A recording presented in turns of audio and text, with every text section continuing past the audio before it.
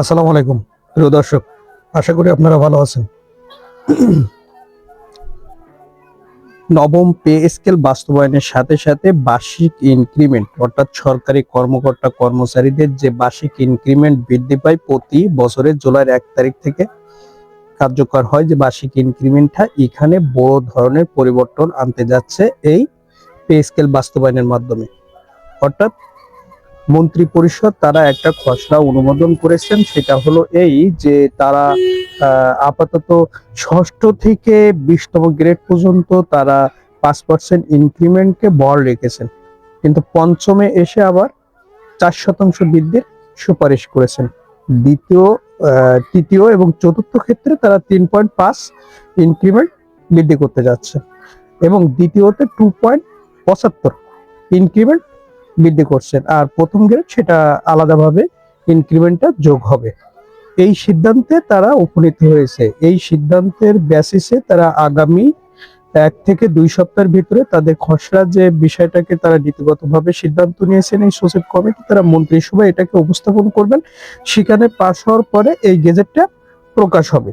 অর্থাৎ নবম pay scale কার্যকর ধরা হবে 1 জুলাই থেকে, এবং আপনি সেটা গেজেট প্রকাশের পরে যখনই সরকার সেটা কার্যকর করুক না কেন বা গেজেট দিক না কেন, 1 জুলাই থেকে সে বেতন কাউন্ট হবে, এমন তথ্যই কিন্তু আপাতত জানা যাচ্ছে। তবে যে 1:8 অনুপাতে যে বেতনটা দেওয়া হতো, এইখানে একটু পরিবর্তন করা হতে পারে। সেটা হলো 1:7.5 অনুপাতে এই বেতনটা নির্ধারণ হওয়ার সম্ভাবনা বেশি, এবং আপনার সর্বোচ্চ বেতন যেটা 1,60,000 টাকা সেটা কমে 1,50,000, এবং যে সর্বনিম্ন যে গ্রেড 20তম গ্রেডে যে বেতনটা পাচ্ছে 20,000 টাকা, সেটাতেও একটু পরিবর্তন হলেও হতে পারে, এমন তথ্যই কিন্তু জানা গেছে।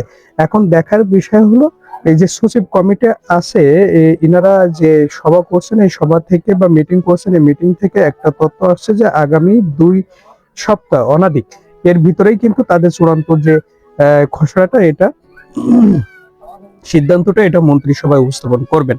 এবং ততক্ষণ পর্যন্ত আমাদেরকে ওয়েট করতে হবে এবং জানতে হবে।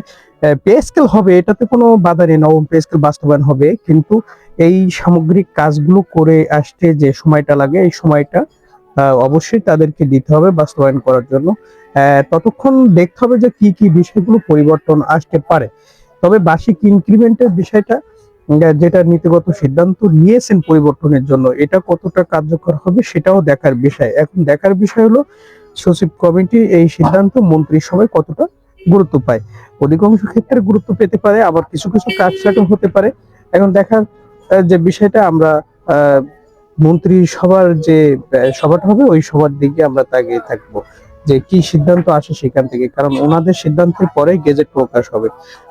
তো প্রিয় দর্শক, ভালো থাকবেন এবং ভিডিওটি ভালো লাগলে অবশ্যই সাবস্ক্রাইব করবেন। আসসালামু আলাইকুম।